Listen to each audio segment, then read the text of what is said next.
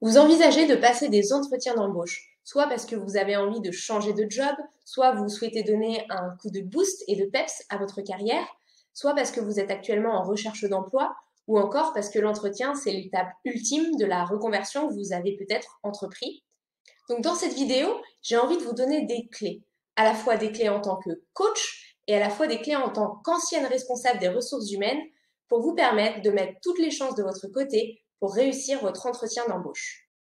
En effet, que ce soit aujourd'hui en tant que coach, puisque j'accompagne les particuliers et les entreprises depuis 2017 autour des sujets de l'épanouissement professionnel, de l'orientation et des reconversions, ou bien en tant qu'ancienne responsable RH, je réalise que l'entretien est encore quelque chose qui fait peur à beaucoup. Très souvent, on s'en fait toute une histoire, on a l'impression qu'il y a des questions pièges, que le recruteur peut vouloir nous coincer, ou tout simplement on oublie que l'entretien est dans les deux sens, et donc que le candidat aussi, que vous aussi, êtes là pour poser des questions, vous renseigner et vous assurer que ce poste est vraiment fait pour vous. Donc je vais vous donner quelques conseils qui me semblent essentiels lorsqu'on veut démarrer la préparation de son entretien. Tout d'abord, n'attendez pas la veille de l'entretien pour le préparer. Un entretien, ça se prépare sur plusieurs semaines. En effet, il est essentiel de réussir à mettre en avant ses compétences, ses qualités, à montrer sa motivation et à la montrer avec le cœur. Il est aussi essentiel de réussir à affiner son discours, à le rendre percutant, synthétique, et tout ça ne peut pas s'apprendre en une soirée, ni même en quelques jours. Donc si vous prévoyez de passer des entretiens, je vous invite, si possible, à prendre le temps, plusieurs semaines avant, de commencer déjà à vous entraîner sur certaines questions types ou sur votre présentation, que vous affinerez bien sûr ensuite, une fois que vous aurez repéré le poste de vos rêves et que vous aurez une fiche de poste bien définie. Donc, premier conseil, n'attendez pas la veille de l'entretien pour le préparer. Deuxième conseil, préparez un entretien avec une fiche de poste sous les yeux. Si c'est pour de l'entraînement, prenez une fiche de poste type, qui est à peu près une fiche de poste avec la description d'un poste pour lequel vous pourriez être amené à candidater.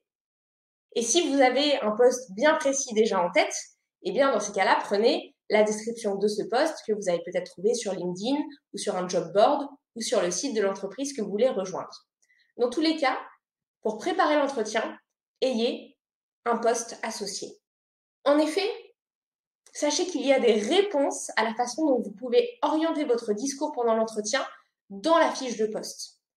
Dans la fiche de poste, vous avez une description de l'entreprise, très souvent de ses valeurs, très souvent de l'équipe que vous allez être amené à rejoindre, bien sûr des tâches du poste, mais aussi des compétences que l'on recherche chez vous, ainsi que de la personnalité idéale pour le candidat, que vous allez pouvoir utiliser pour mettre en avant dans votre discours pourquoi vous êtes fait pour le poste et pas un autre.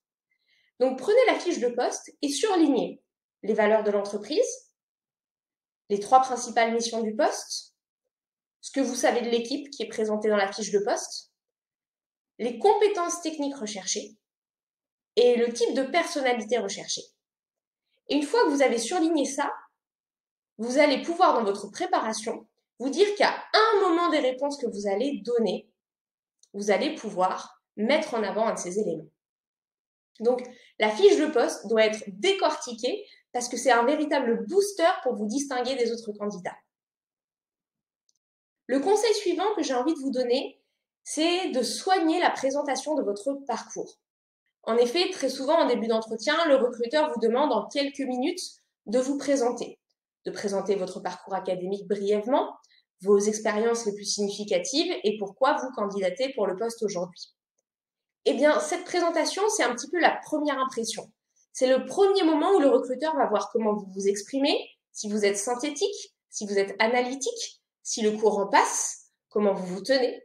Bref, le recruteur, pendant cette présentation, va observer la façon dont vous réfléchissez et la façon dont vous interagissez. Il va donc se faire une première opinion de vous. Je vous invite, quoi qu'il arrive, avant chaque entretien, à vous entraîner au moins une fois, idéalement plus, à réaliser cette présentation. Chronométrez-vous, 3 minutes maximum, le but n'est pas d'ennuyer le recruteur, mais soyez quand même suffisamment précis pour mettre en avant dans votre parcours les expériences qu'elles aient été académiques, scolaires, professionnelles, associatives, qui sont les plus représentatifs des compétences que vous avez pour le poste. Le conseil suivant que j'ai envie de vous donner, c'est de préparer les questions types.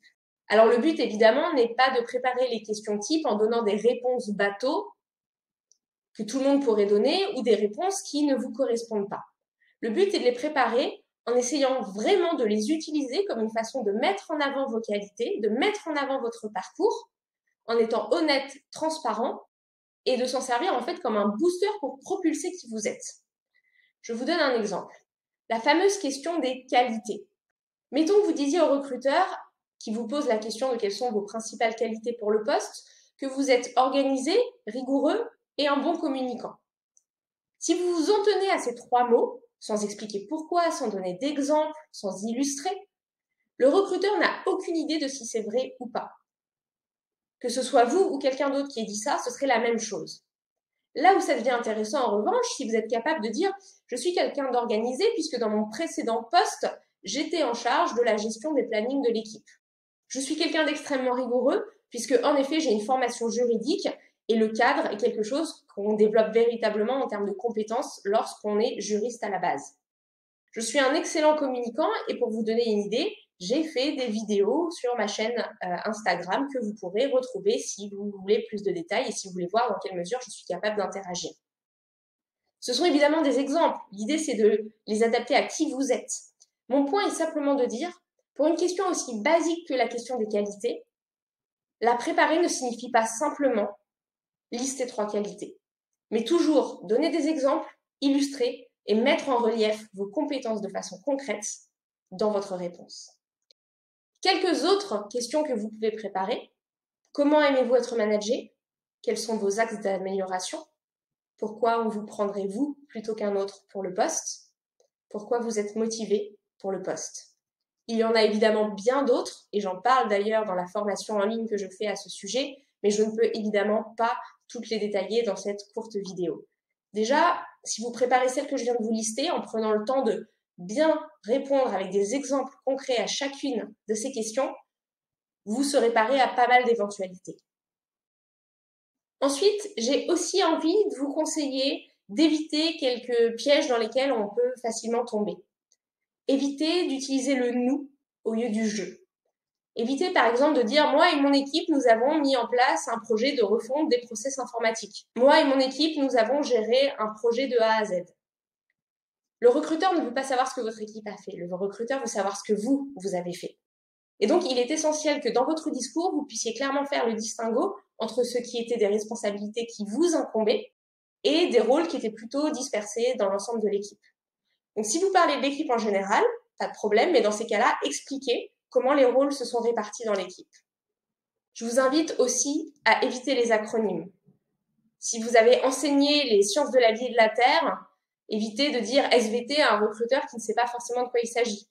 Si vous avez été RH et que vous avez participé au processus d'augmentation, évitez de dire ACP pour le processus d'augmentation annuelle, mais expliquez bien le concept derrière. En effet, le recruteur ne connaît pas tout sur le poste pour lequel il vous recrute et surtout, il ne connaît pas toutes les entreprises dans lesquelles vous avez été, chacune ayant très souvent ses propres acronymes. Également, montrez-vous curieux à la fin de l'entretien. Posez des questions. Vous savez, ce n'est pas seulement le recruteur qui vient vous poser des questions pour savoir si vous êtes fait pour le poste, mais c'est aussi vous qui avez à poser des questions pour vous assurer que le poste est véritablement fait pour vous. Donc, soyez curieux, posez des questions sur les tâches, sur les missions, sur l'équipe, sur l'entreprise et ses valeurs. Ce sera extrêmement bien vu et surtout, ça vous permettra aussi, lorsqu'on vous aura fait l'offre d'embauche, de prendre la décision adaptée.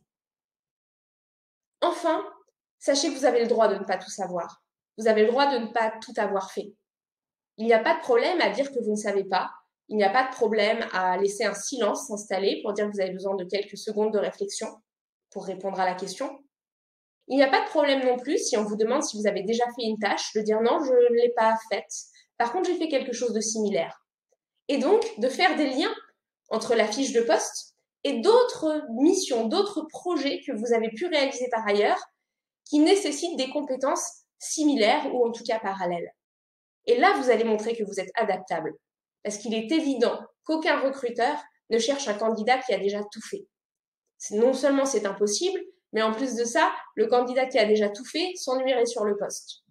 Donc l'idée n'est pas de montrer que vous avez tout fait, mais plutôt de montrer en quoi ce que vous avez fait va vous permettre de réaliser ces nouvelles missions. Voilà pour les conseils que je voulais vous partager dans cette courte vidéo. N'oubliez surtout pas d'être vous-même. C'est vous que le recruteur cherche à recruter, pas un sosie de vous-même ou pas une version de vous-même avec un masque. Donc soyez authentique. Et si vous voulez plus de conseils, vous pouvez bien sûr aller sur mon site. Il y a un certain nombre d'articles de blog. Et surtout, sachez que j'ai développé un programme de formation en ligne qui dure 3 heures avec des exercices d'application et des vidéos que vous pouvez suivre en toute autonomie pour bien préparer votre entretien d'embauche.